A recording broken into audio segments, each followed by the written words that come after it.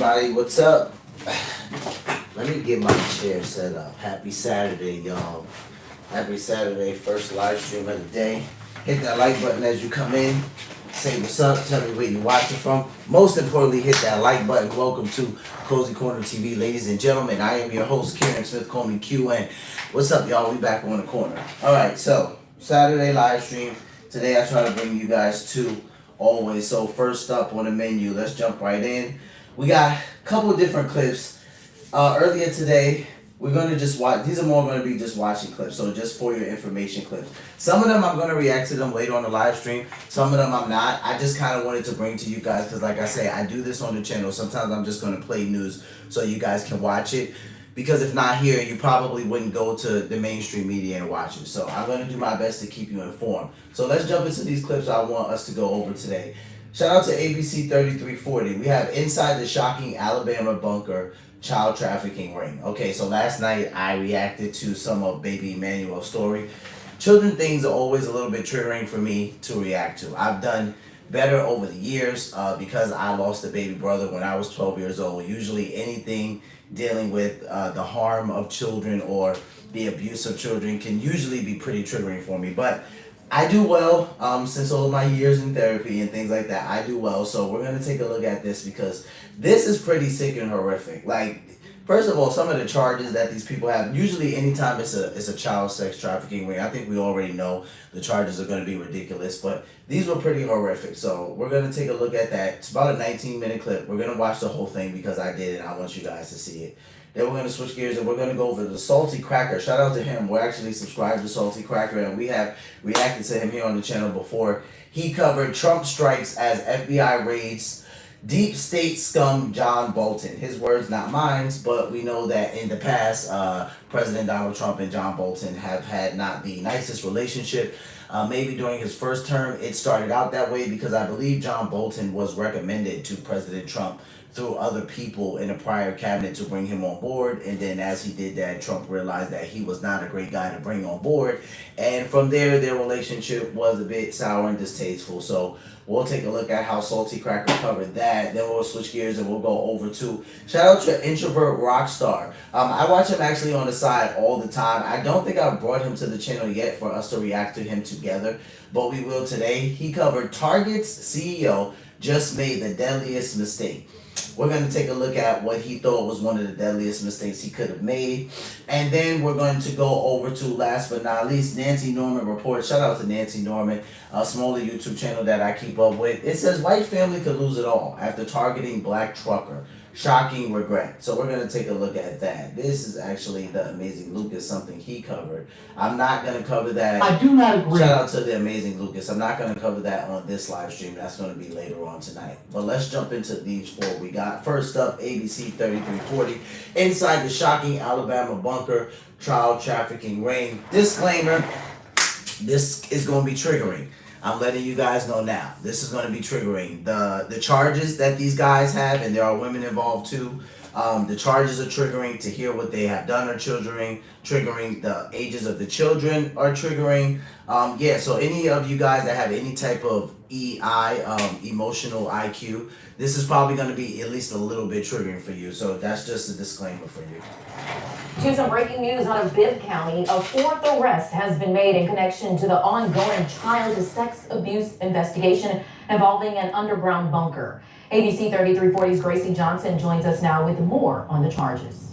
Muriel, the Bibb County District Attorney's Office confirms to me that Timothy St. John was taken into custody today. He's now facing a long list of charges, and officials say some of the alleged acts happened inside the same bunker that's been at the center of a months-long investigation. Now, this is ABC 3340's drone footage of that bunker. Now, according to the DA's office, St. John is charged with rape, sodomy, human trafficking, kidnapping, bestiality, and cruelty to animals. This comes after 3 men were previously arrested as part of the same investigation. All 3 of those men face multiple charges as well, including rape, sodomy, human trafficking, and kidnapping. Again, investigators allege that some of the offenses took place in the same underground bunker on Aaron Road in Brent, Alabama. Now, authorities have not yet said how St. John is allegedly connected to the other 3 suspects or whether additional victims have been identified. The investigation began in early February. Since then, authorities have made multiple arrests and filed several felony charges, yet key details surrounding the case are still unclear. Keep the kids in safety. The Bibb County Sheriff's Office says it opened an investigation on February 4th following a report related to child abuse involving an underground bunker near Brant. That investigation led to arrests of these 3 individuals. All 3 have been indicted on various felony charges, including rape, sodomy, human trafficking, and kidnapping. Court filings allege the incidents occurred between January 2024 and early 2025 and involved at least 5 children, all under the age of 12. The court documents indicate that William McElroy allegedly acknowledged having inappropriate conduct with a child. Dalton Terrell reportedly admitted to unlawful sexual activity during an interview with investigators. And Andres Trejos Velázquez is accused of distributing explicit images and facilitating contact between victims and others. They need to be put away and stop all that violence going on with these little bit of kids. You'll never know what they might do to little kids these days. While the charges are detailed in legal documents, many aspects of the case remain unknown. Some of the questions we'd like to ask investigators include, was anyone else involved? And how were the children identified or contacted? We reached out to the Bibb County Sheriff's Office in an effort to get an answer to those questions, yet we were told that Sheriff Jody Wade was out of the county and unavailable for interview. We will continue to ask questions. 3 of the 7 suspects charged in a disturbing child trafficking investigation out of Bibb County faced a judge for the first time today instead of a bond hearing. All 3 chose to stay behind bars. ABC 3340's Gracie Johnson was there and has the latest. What was scheduled to be an Anna's Law bond hearing for 3 of the 7 suspects charged in connection to alleged child abuse and trafficking out of Bibb County ended quietly. Rebecca Brewer, Ricky Terrell, and Sarah Terrell all waived their right to bond during their first court appearance. It's not the norm, but it does happen from time to time. This is probably the first non-murder Anna's hearing that resolved itself that fast. Each of the 3 faces severe charges, including human trafficking, kidnapping, rape, sexual torture, and child sex abuse. Before entering the courthouse, Rebecca Brewer told media, "I didn't do this. I love my babies."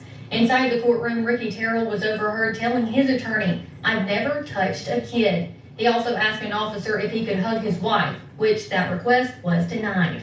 Despite the quiet courtroom behind the scenes, the investigation is very much still moving. The public should rest assured that the majority of the perpetrators that have been identified are either in custody and charged or will be very soon.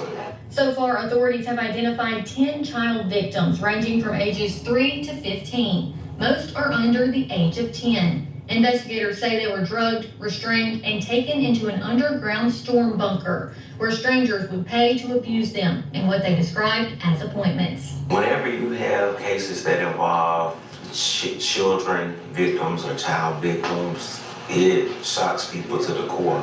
The next court date for these 3 suspects is set for August 21st, a preliminary hearing. Until then, they remain in custody without bond. When I tell you I feel like I've seen it all and heard it all, this is shocking even to me.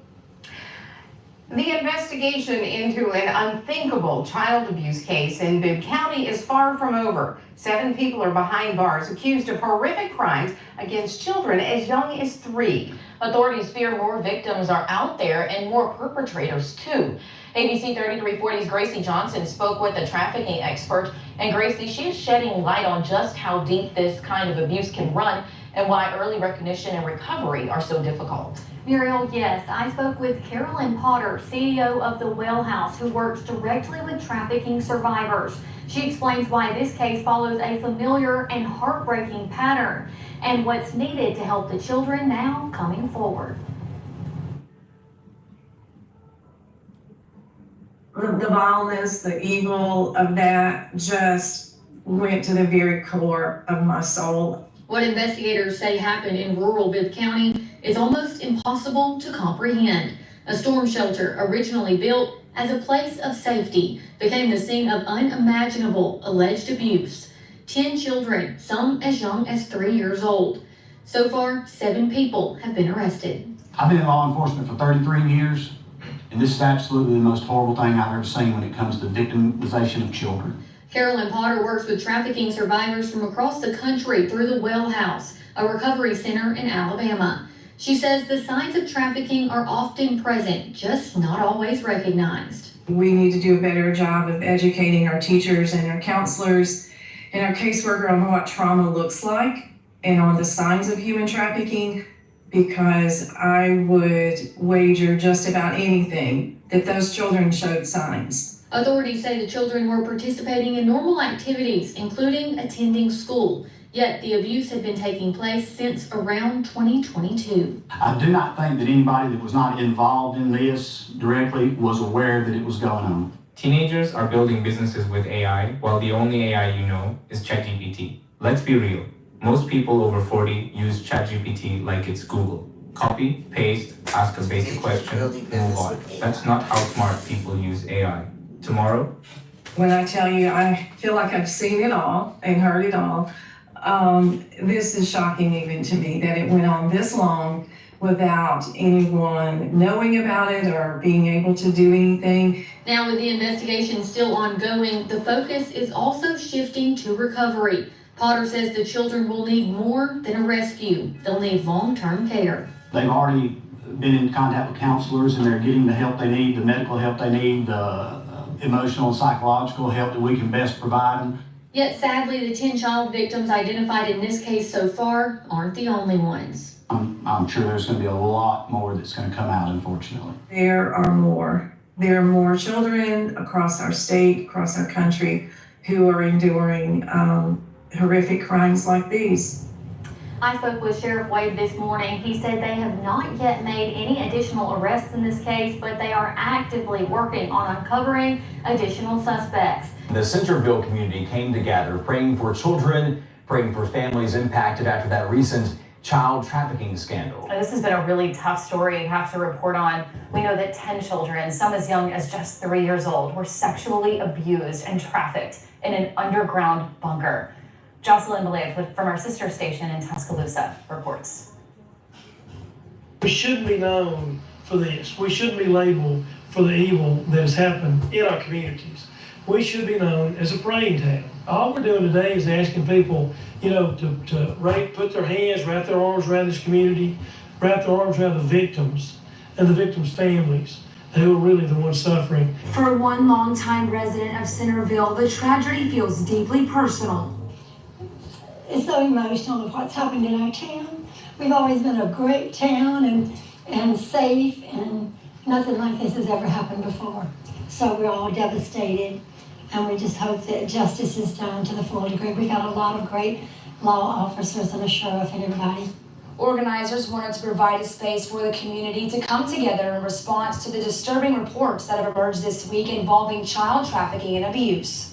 The Centerville community held the vigil just days after the shocking discovery that at least 10 children, some as young as 3 years old, were victims of a coordinated sex trafficking operation in Brent. That abuse took the place of bedtime stories. That abuse took the place of tucking kids in at night. That abuse took the place of, hey, let's go to the ballpark and have a fun day. Despite the strain the situation has placed on the community, residents are choosing to focus on the positive as they look toward healing and moving forward. We have not seen all the bad that's going to come from this, but we haven't seen all the good that can come. We have to be strong. We have to keep our faith. We just pray that God will, have his say. He will. And that was Jocelyn Belev reporting. Investigators have charged 7 people in this case. 3 suspects waived their right to bond, choosing to remain in custody. The suspects face allegations including human trafficking, kidnapping, rape, sexual torture, and child sex abuse. A former teacher now says she raised red flags about one of those children nearly a year before the case surfaced. ABC 3340's Gracie Johnson spoke with her today. I just feel like it should have been looked into more. A former Bibb County teacher asked us not to identify her, but says she recognized something wasn't right with a child believed to be one of 10 victims in a Bibb County sex abuse case.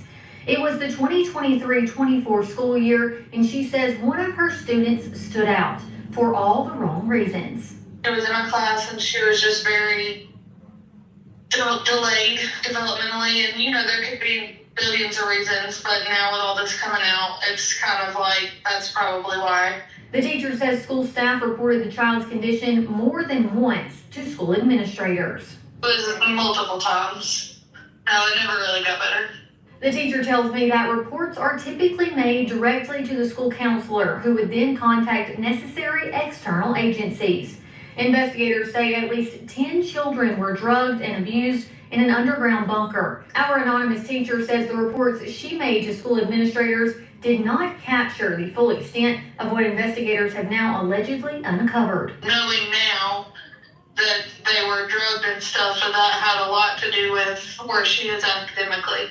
Law enforcement says this major case wasn't referred to them by DHR until February 2025. I was maybe not shocked, just even more saddened that nothing happened back then, was looked into far enough for it to be stopped back then, and it's just been ongoing. I reached out to Alabama DHR regarding these claims, and they responded saying the Alabama Department of Human Resources is bound by state confidentiality laws and cannot comment. Gracie Johnson, ABC 3340 News. We also reached out to Bibb County Schools. As of news time, we have not yet heard back from them. I spent the day digging through court records to learn more about the 7 people now facing several disturbing charges. Shockingly, most of them have no serious criminal history in the state of Alabama prior to the child sex abuse investigation.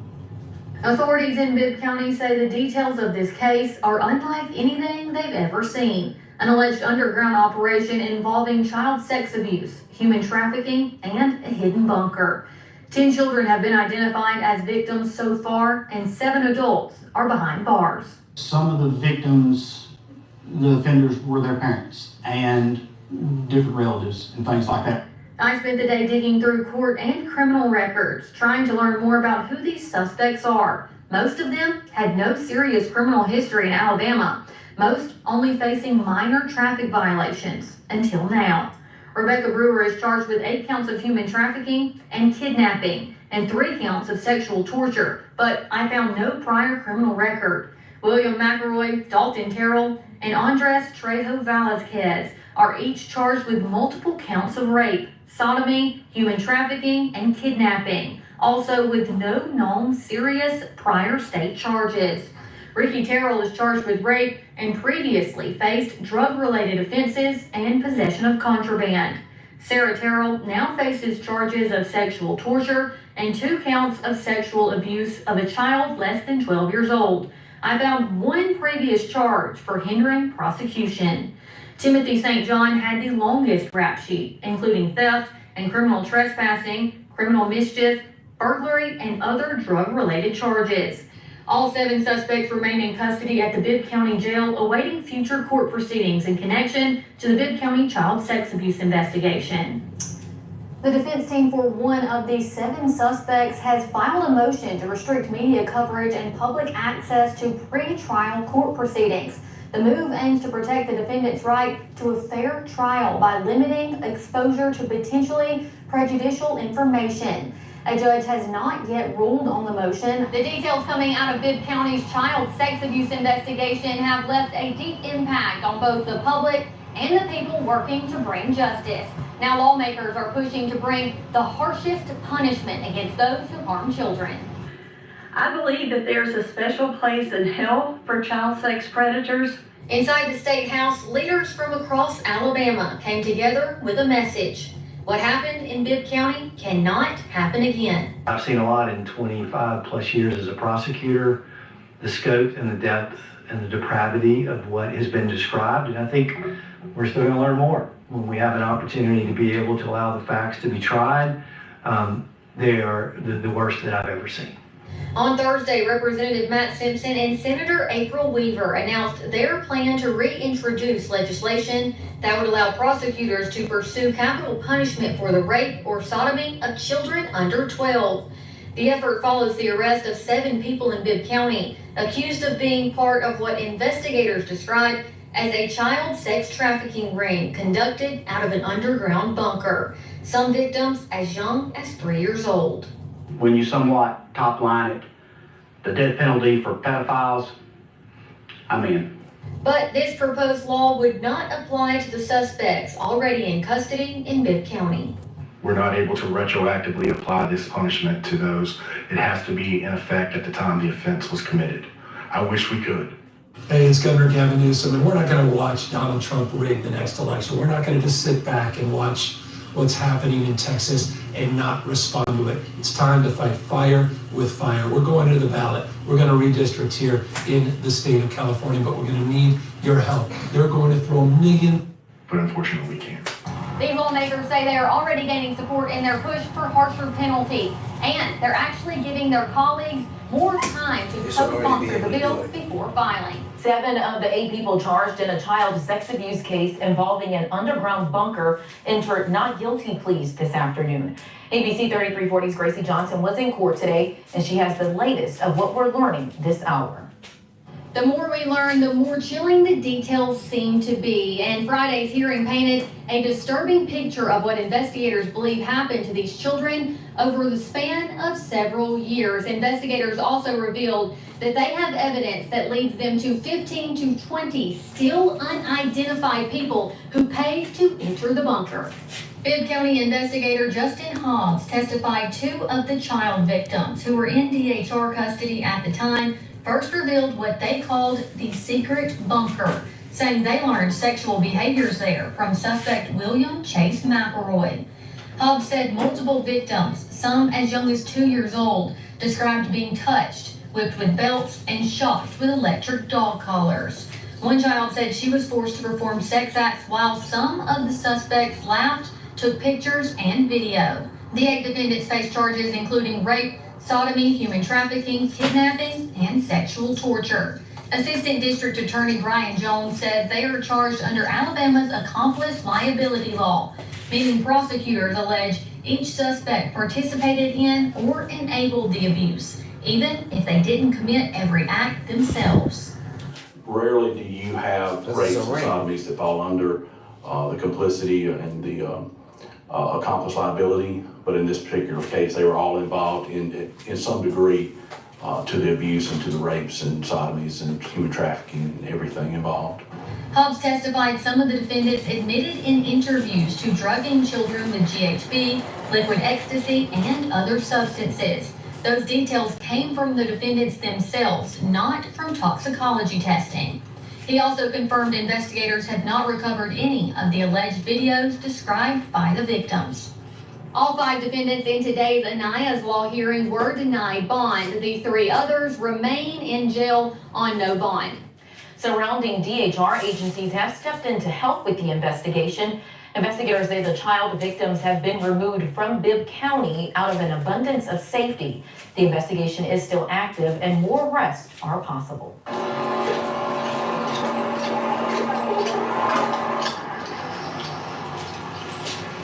Don't hide your face now, we see you.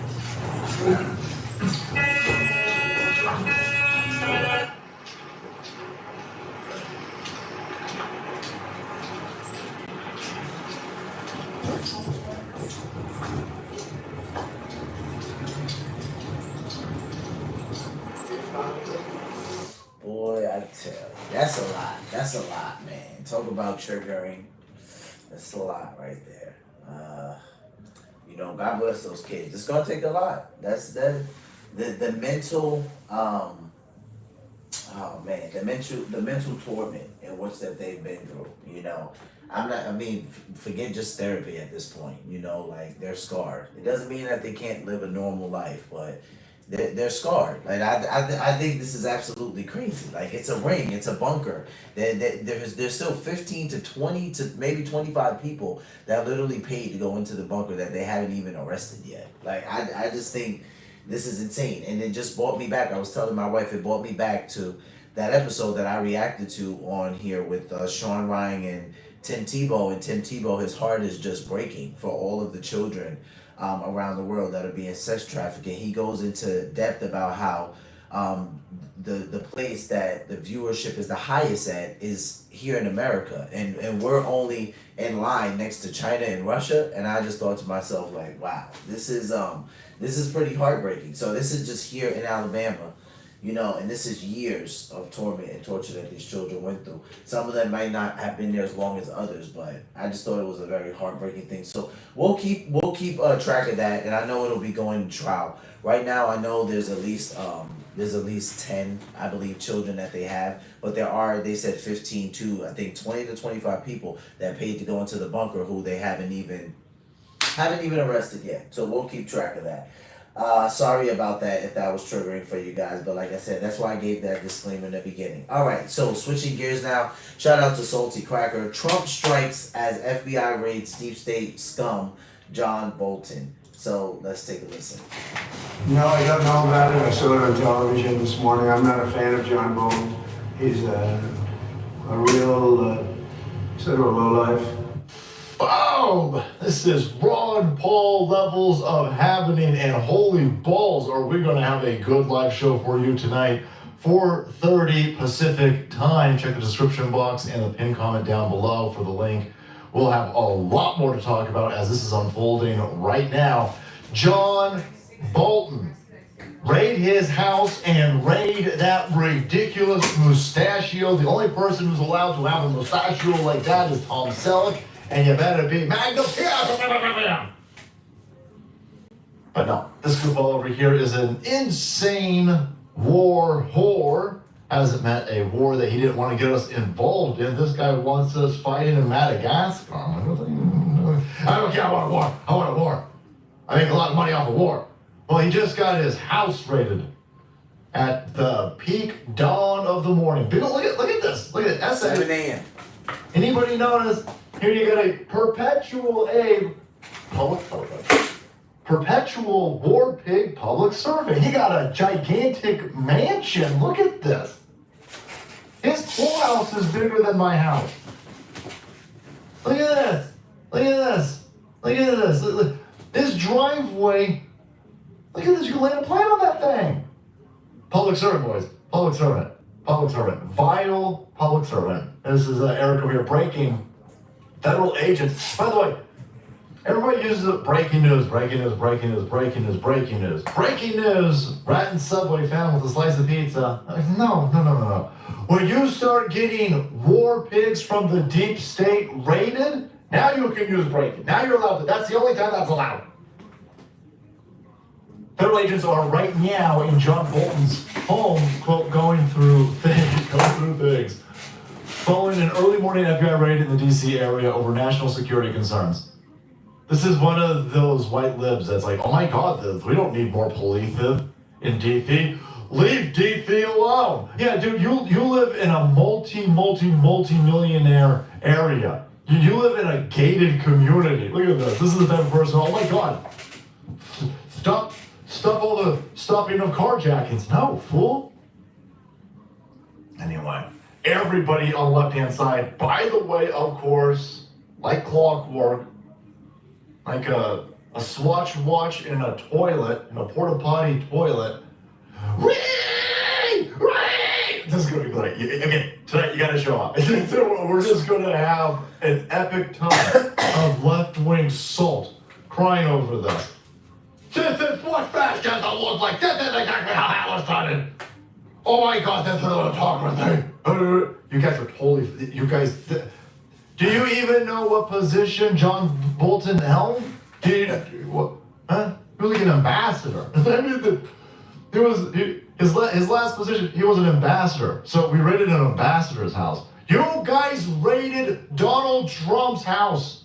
He was running for president. He was an ex-president running for the presidency, and you raided his house.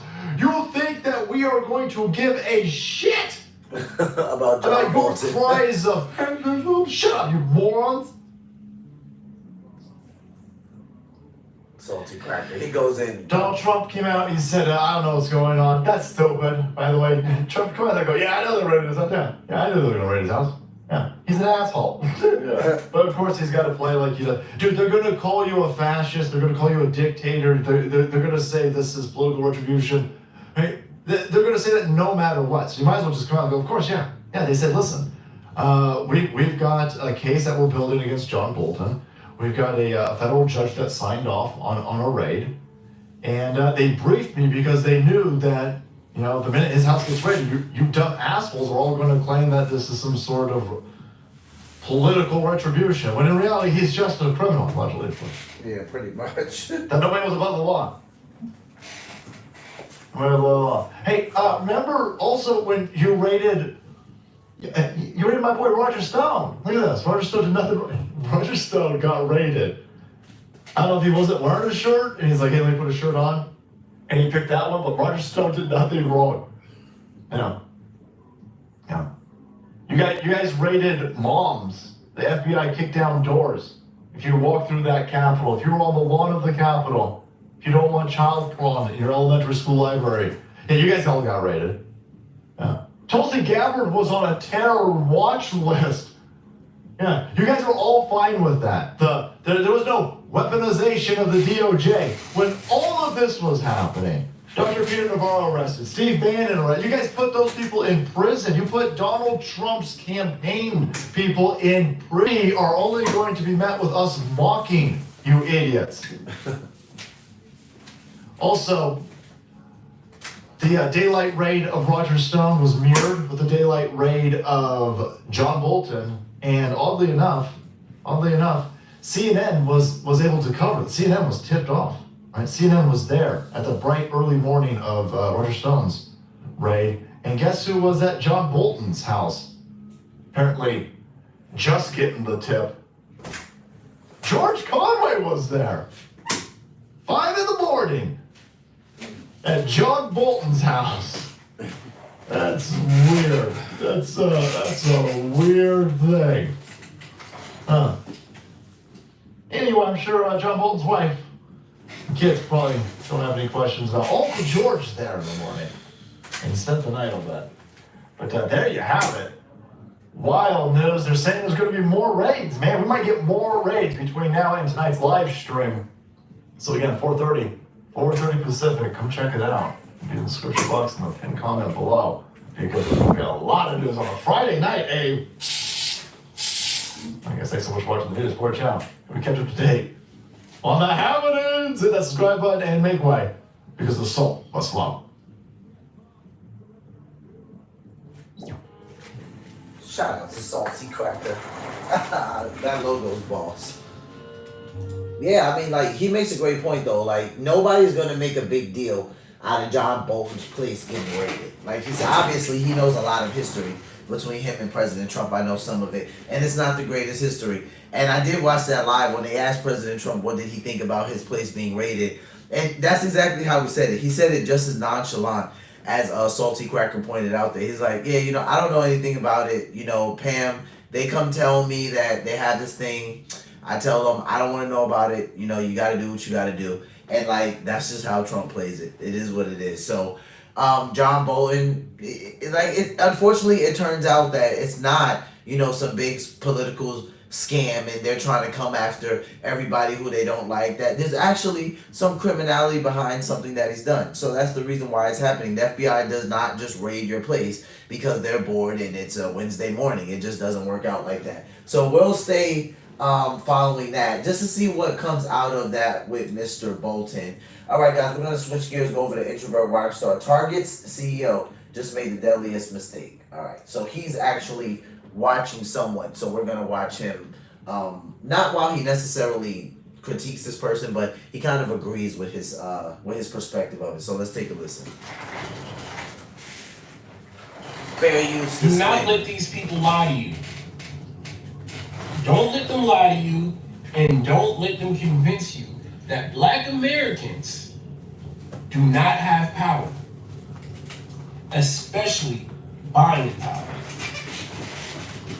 The Target boycott began March 5th, mainly due to the DEI rollbacks, meaning it has been a little over 5 months, but not a full 6 months yet, right?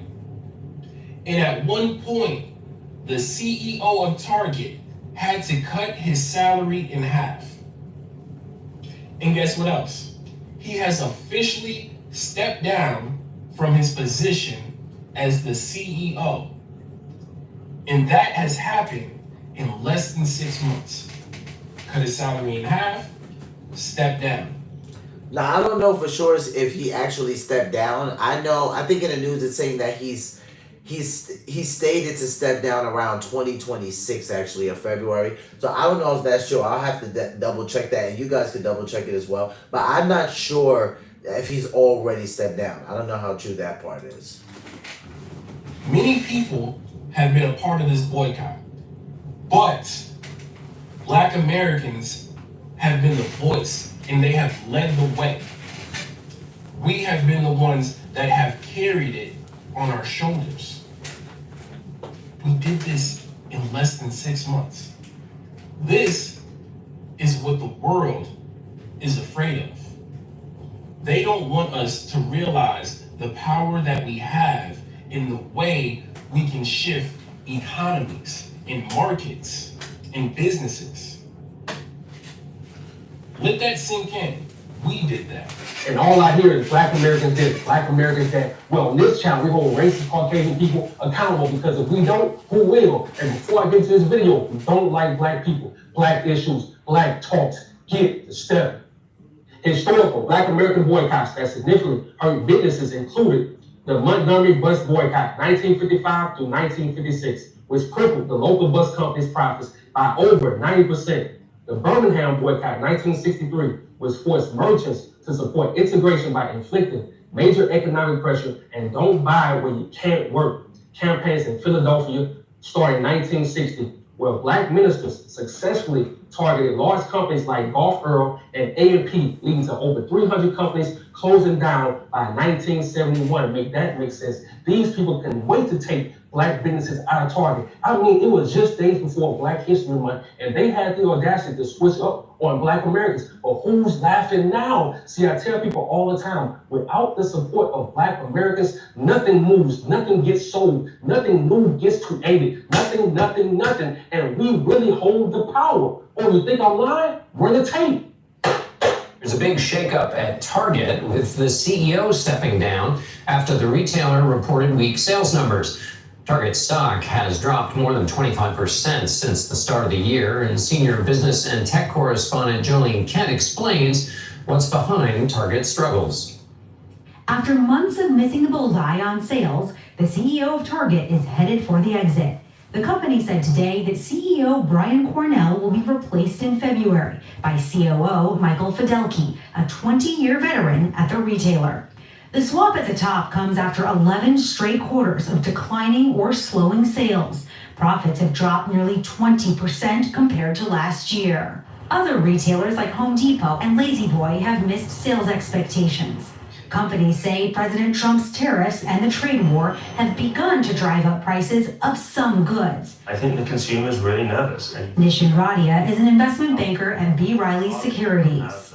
What does the situation at Target tell you about the health of the American consumer?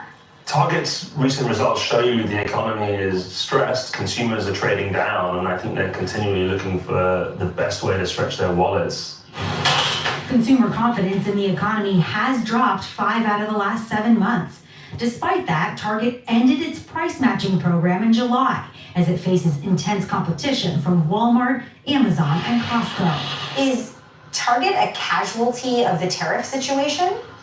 I think all retailers are suffering from tariffs and the impact on margins. Whether they're passing it on or not, Would this make you buy a Ridge wallet? 2 people could win a Lamborghini Huracan Eldorado, a Hennessy Velociraptor. Is still early to say. Across the board, consumers are trading down. Even the higher income consumers are going to trade down. They're just not going to Target anymore. And the company said customer backlash to its decision to roll back diversity, equity, and inclusion programs this year has also hurt sales. Do you think Target can win them back? Target can win them back. I think it has to return to some of its core basics of delivering chic products at good value. As for other big retailers, Home Depot said this week that they may see some modest price movement on certain items that they import from outside the U.S. And as for perhaps the best economic indicator out there, or one of them, Walmart reports it. That makes sense. These people trusted Donald Trump and he played them too. Now who's laughing now? Then Target. They tried to play black people. They tried to play black businesses, but who's laughing now? And this dude had the audacity to still say this. Do you think Target can win them back? Target can win them back. I think it has to return to some of its core basics of delivering chic products at good value.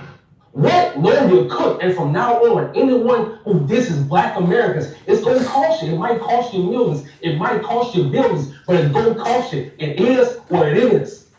In the first few months of 2025, a significant number of black women lost their jobs and left the labor force due to factors including federal job cuts, DEI program elimination, and increased automation. These economic pressures have disproportionately affected black women who also face challenges like student loan debt and lack of access to professional networks, leading to decreased labor force participation and a potential collapse of the leadership pipeline. Make that make sense? And you see the games they play. I really feel like it's time for us to stop fighting to be in these people's world. I'm saying we have to find more ways to be self-reliant. And I'm not saying don't go to college, but don't let that be the only thing, because as we see, they don't give a damn that you got a degree. They'll still fire you. They'll still lay you off because you black. And we have no outrage talking about this situation. Tell me I'm lying. The black buying power in the U.S. was projected to reach approximately $2.1 trillion by 2025 or 2026, depending on the report, according to multiple sources. This figure represents a continued increase in economic influence, with black consumers noted for their significant cultural impact and high digital engagement, making them a crucial demographic for brands and businesses seeking to connect authentically and promote inclusion. Make that make sense? And I don't know about y'all, but I see the whole pattern. These businesses, they love to play black Americans, knowing without our support, nothing exists. Tell me I'm lying. We determine which YouTubers thrive. We determine which TikTokers thrive. We determine which music artists thrive. We determine what businesses thrive. We determine your slang. We determine the clothes you wear. They copy everything we do. I can go on and on. Now again, tell me who's laughing now. So before I go, shout out to my people that's been standing on business with this boycott, because before the boycott, Target was the place to go. Target was the place to shop. And if I'm lying in the comment section, tell me I'm lying. But when these people, when these businesses want to disrespect black Americans, like our ancestors ain't built this goddamn country, we got to keep showing them instead of just talking. And damn, Target, I hope y'all learned a valuable lesson. How I learned it? Y'all made yourselves the target. And all I can say is, checkmate. We got the last laugh. Yeah, see right here, it says Target CEO Brian Cornell will step down on February 1, 2026 amid a 21% sale decline, with COO Michael, what's his last name? Fidite, set to take over. Yeah, so I didn't know that part, so I did say somewhere around 2021. All right, shout out to Introvert Rockstar. Hey, I don't agree with every single thing that he says, but like I said, there's a lot of things that I do watch on the side that maybe you guys don't always see me react to on here. Maybe sometimes I'm reacting to some things that seem a little bit more, I don't know, let's call it not mainstream, but a little bit more known, right? A little bit more famous. So maybe it's more of the Tucker Carlson, Ben Shapiro, Candace Owens, sometimes Theo Von, CNN, Fox 5 type of vibe. But there are other people that I watch on the side, and sometimes I like their perspective, or maybe the way that they came at it, or what they had to say about it. What I like that Introvert Rockstar pointed out was really just a lot of the facts of the buying power he was talking about. I don't think black people determine every single thing, but I get what he's saying. If we're just being honest, that's just the numbers, right? We got, what, 13% of blacks in the whole entire country. So I don't think that they determine everything. But yeah, their buying power means something, especially if it was projected to be at 2.1 trillion by 2025 or 2026, depending on the report, right? So yeah, it's something to say there, but I don't think that's something that's like a brand new, I don't think that's a brand new discovery, right? We saw that around civil rights movements where the black culture pretty much abandoned the bus routes, right? And they did things like boycott buses, and they would boycott businesses. And yeah, we saw it back then make an impact on the economy as well. So I don't think anything he's pointing out is something that's brand new, or spectacular. But nonetheless, I think he's pointing it out so, for those who maybe don't watch the news, like I say on my channel, or maybe aren't very privy to, politics or a lot of financial literacy, like, hey, the black buying power actually does exist, and you actually can put your money in places where you feel more comfortable, and you don't have to put it in places where you don't want to put it in. And I think that's to everybody, to each is its own. All right, guys, so this is the last clip of this first live stream. We got shout out to Nancy Norman reports, white family could lose it all after targeting black trucker. So sometimes I have a couple of regulars comment, more so in the beginning, they would ask me like, hey Q, sometimes you react to things that are like super, super far left liberal, and we know for the most part, you seem like you lean this way. And I'm like, hey, I'm not afraid to say which way I lean for the most part. What I will say is that other people's opinions just don't bother me. I'm not super sensitive like some people are. Some people, they can't stand to be around an opposing opinion, and I'm just the opposite of that. I don't care about that. If anything, I welcome it. And I think that that's a good way, not necessarily, I mean, you can stay educated that way, but definitely a good way to stay informed, right? So it just doesn't bother me when I am reacting or watching or even sitting with friends that have opposing opinions than me. So let's take a look at what happened dealing with this black trucker. Some of you may or may not have seen this story. It happened a couple days ago. Leave me alone! Leave me alone! Leave me alone! All right, I'm going to show you the rest of the video, but let me give you some backstory as quickly as I can. Clyde, North Carolina, a young black man is delivering mulch to a landfill dump spot, okay? He gets there 45 minutes early, he parks by the gate. Employee comes and says, normally everybody parks up the road and waits, doesn't come this far down. He said, I'm sorry, I've never been here before. The guy said, no big deal, I'm going to open the gate, don't come in until 6:30. The owner of the place's son comes shortly after and goes, no, you shouldn't have been down here. Now you got to go behind everyone who's arrived since you and wait in line behind them. He said, we say a few words about it, and then I follow the instructions and go back there. He's sitting back there waiting, and all of a sudden that same guy and 5 of his friends come rolling up. He has a pistol on his hip, and he starts yelling about, you took my phone. So 30 to 40 minutes of him accusing him of taking his phone and demanding to search his truck before he finally says, fine, just search my truck. And the guy doesn't find the phone. Then his dad shows up, they check the cameras and go, okay, and let him go. He goes to dump his load, just like, this is ridiculous. In the meantime, that guy apparently finds the phone, according to him, on the ground outside where his truck was. Like, he couldn't have dropped it there? No, he assumes that he stole it and then had thrown it by the truck. So he comes flying up the hill with the same 5 guys again and starts threatening him. And then they get 2 bulldozers and flip over his trailer and tip his truck over on his side. That's not on video, but this other exchange is, and this is absolutely insane. What's going on? What's going on? What's happening? You got my truck, huh? Well, you go get your truck and then get away. No, I ain't got that truck. I ain't got that truck. You leave it. Now. You're leaving. You're going. You're going. Go where? I'm going out. Who? You. For what? For video. For video when I'm going out? What are you talking about? I'm done. Yeah. No, I'm done with it.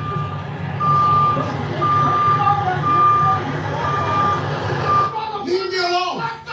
Leave me alone. Leave your fucking truck.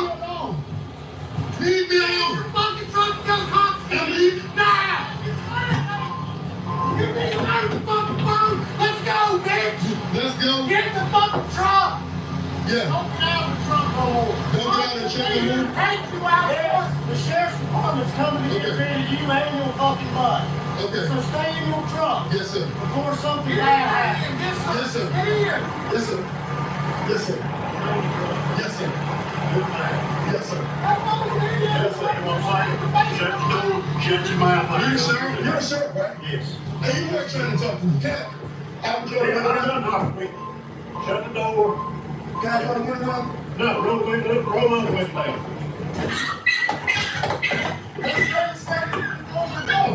And that's all recording. I'm going to put you in there. That's all recording for slamming on the door. I didn't slam on the door. Yes, you did.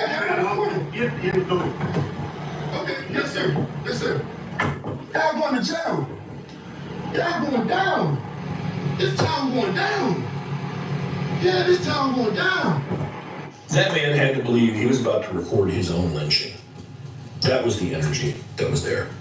That's what it felt like was going to happen. And the fact that he was able to walk away from that, he is exceptionally lucky. But that is unacceptable. He needs an attorney.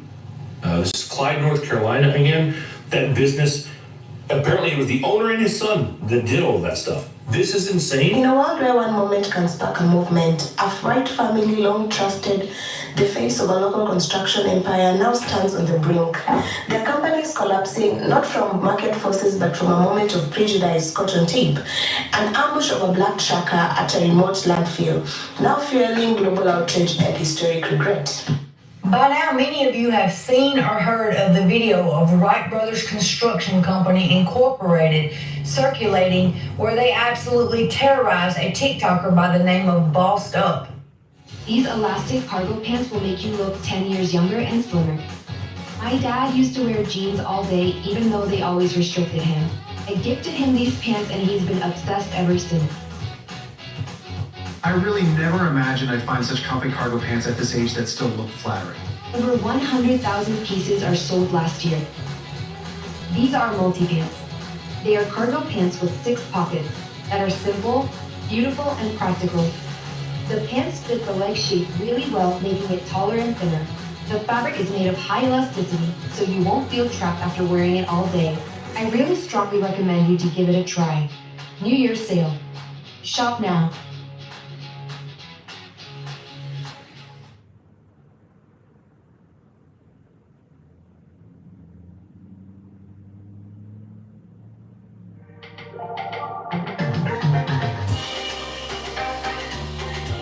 That sun-drenched breeze, that mid-afternoon champagne glow.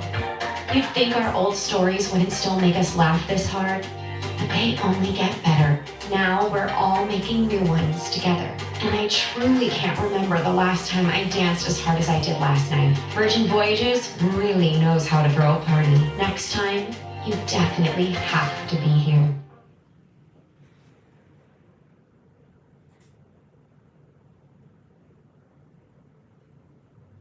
He had went to deliver a load of mulch, and allegedly one of them claimed that their phone got stole because he arrived early. And not only did they terrorize him, close the truck door on his little dog, they flipped over his entire trailer and big truck. Well, Wright Brothers has issued a statement, and it reads as follows. Wright Brothers Construction Company Incorporated is aware of a video circulating on social media involving a confrontation at one of our project sites. The footage is upsetting and does not reflect the standard of professionalism and respect we expect on any job site where our name is represented. We want to be clear, the language and behavior displayed in the video are unacceptable. While not all individuals involved have been confirmed as Wright Brothers employees, we are actively investigating to determine the facts and the roles of those present. Preliminary accounts indicate that some of our employees attempted to de-escalate the situation when a member of the public arrived in an active construction zone, filming and refusing repeated requests to leave or lower their phone for safety reasons. Wright Brothers Construction goes on to say, regardless of the circumstances, threats, hateful language, and any form of discrimination have no place on our projects or within our company. We are taking immediate steps to identify those involved, assess any violations of our code of conduct, and apply disciplinary action where appropriate. Wright Brothers Construction is committed to fostering a work environment and public presence built on respect, accountability, and integrity. We are initiating additional training for all supervisory personnel focused on conflict resolution, respectful communication, and maintaining professionalism in difficult situations. What are your thoughts about all of this? My understanding was one of them was the owner or the owner's son, correct? So how was the owner going to disciplinary himself? I just have questions and lots of them. They wanted to unalive that man. Accusing him of stealing the phone. You come back with 5 guys. You got a pistol in your hand. You're tipping up, you're flipping over his truck. Then you talking about get back in your truck before something bad happens to you.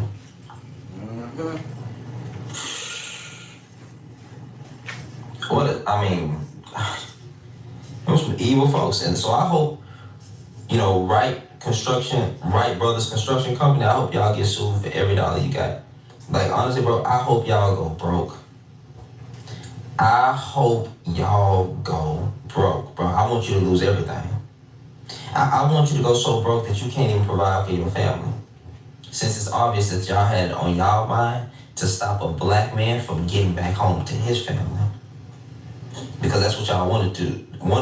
Because for you to say, get back in your truck before something bad happens to you. We know what that means. Besides, we know a lot of y'all want us, we know a lot of y'all want to take us out anyway. Y'all always have a look. Y'all always have a look. So the incident began when a black trucker contracted to work with a large construction firm, and that this incident was targeted, personal, and even designed to break his spirit. But in 2025, word travels very fast, and when he posted his experience online, the public reaction was immediate and very furious. So social media lit up with calls for justice. Hashtags condemning the company began trending. Videos dissecting the alleged abuse went viral, and within days, the firm's reputation built over decades was unraveling in front of the world. And it's not just about one trucker's story. For many, this case represents a deeper truth that racism in blue-collar industries is often swept under the rug, shielded by the "it's just how things are" mentality. That shield is currently. So what's striking is how quickly this has shifted from an internal dispute to a public reckoning. Major contractors have reportedly begun rethinking their partnerships. And even local governments and project boards are being pressured to cut ties. And community leaders are demanding formal investigations. So every day, the company stays silent or issues vague statements, and the outrage grows. So, in the court of public opinion, silence is guilt. And for a white-owned firm in a majority white industry, being accused of systematically targeting a black worker who dared to stand his ground is a PR disaster and of the highest order. It's the David versus Goliath story that America never tires of, and this time, Goliath might never or not even recover. So there is also a ripple effect here. Other black truckers and contractors have started coming forward with their own stories of mistreatment, some naming other companies, others calling out industry-wide patterns. This isn't just one lawsuit waiting to happen. It's the potential beginning of a reckoning in construction and freight. So, will these firms survive the storm? Possibly, but only if they confront the allegations head-on, offer real accountability, and even commit to systematic change. But if they continue to dig in their heels and hope that the outrage fades, they may find themselves learning the hard way that in today's America, racism isn't just immoral, it's a really bad business. Okay, so shout out to Nancy Norman Reports. All right, guys. Thank you guys for hanging out with me for the first live stream and watching some good news on a Saturday. You guys go ahead and enjoy the rest of your Saturday. I'll be back later on tonight with the normal daily live stream. So until then, you guys take care of yourselves, take care of one another, love yourselves, love one another, be peaceful. Peace.